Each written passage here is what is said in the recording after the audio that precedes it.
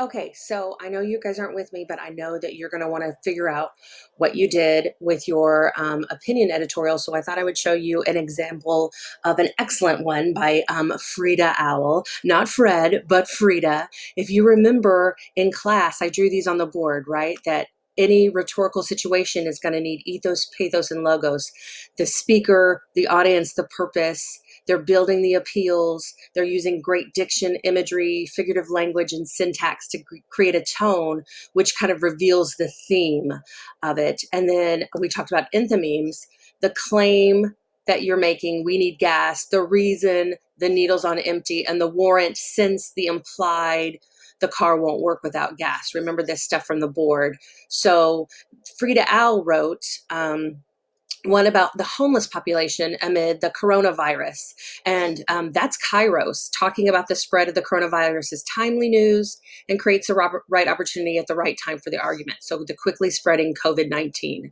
Here's her exigence, the catalyst that sparks her argument, is that Governor Ron DeSantis in his briefing on the 12th of March. So this was very relevant news at the time. So that sparks this catalyst and makes it timely for her, the Kairos.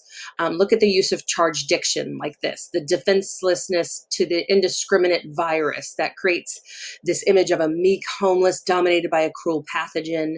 And then look at this, we must hold the government accountable and assure the safety of our fellow Palm Beach residents.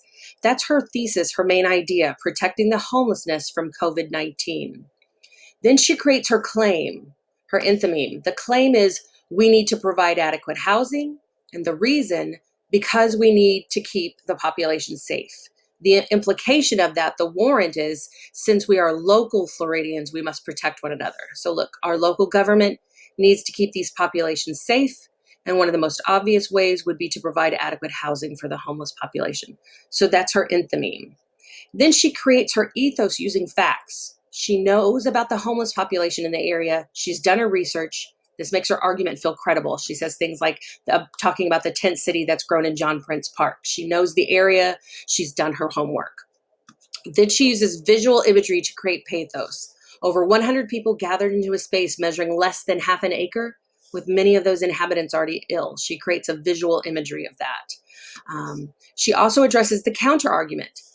Maybe some people think we can't expect our local government to deal with this. And she says, how can we expect them to deal with the long-running issue of homelessness and the added pressure of a deadly virus? And then she rebuts it. Easy. We face the fact that a society is judged by the treatment of those most vulnerable, and we rise to the occasion. And then she tells us what she wants done specifically. Then she says things like, we don't get to create a luxury of social distance.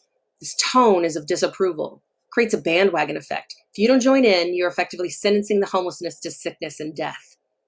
We must consider the great risk of COVID-19 infecting the homeless population. We must hold Palm Beach accountable. Look, we must. That's an AFRA.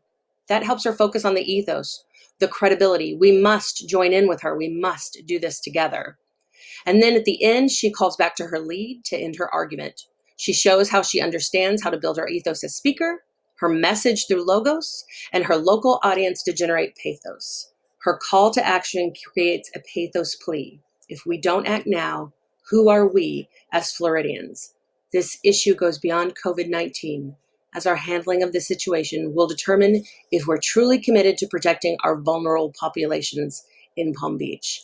And then she ends with her works cited to finish out her ethos, and she's done. If you did this, you earned an A. If you're missing any part of these speeches, usually I take about 5 points off. So email me if you have any questions for it, and I'll talk to you soon. Bye.